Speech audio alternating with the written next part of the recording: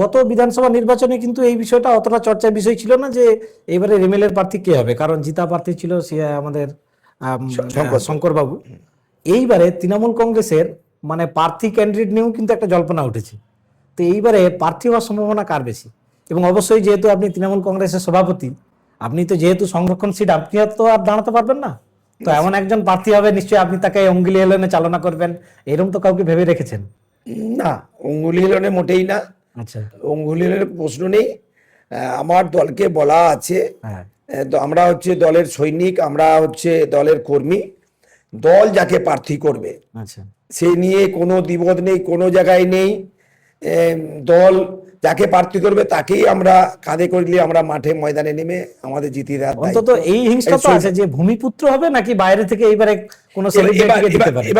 এবার দল ইন্টারনালি আমাদের, তোমরা জানো আমাদের একটা সংস্থা আছে আইপ্যাক সংস্থা, যে সংস্থা ইডি দিয়ে রেড করিয়েছিল, আমাদেরই একটা তারা ভোট রক্ষার একটা জায়গা তারা আছে, তারা আছে।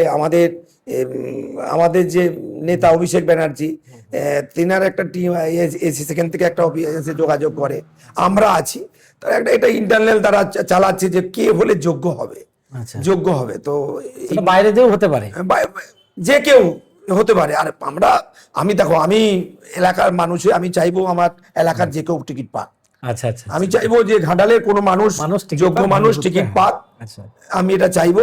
তবে দল যাকে দেবে, দল যাকে দেবে তাকে আপনারা সবাই মানে আমরা তো দলের মধ্যে কেউ নয়। আমি আমার ভাবনাটা বললাম যে আমরা ঘাটালের কাউকে চাইছি, যে কেউ যাকে দিবে তাকেই আমরা গ্রহণ করব। কিন্তু দল যদি মনে করে না ঘাটালে সেরকম কাউকে আমরা পাইনি, বা অন্য কোনো কাউকে আনলে ঘাটাল আরো বেশি আমরা ভালো ভোটে জিততে পারবো, দল যদি এটা মনে করে থাকে দল দেবে, দল দেবে। আমাদের কোনো ইয়ে নেই, আমার কোনো ইয়ে নেই।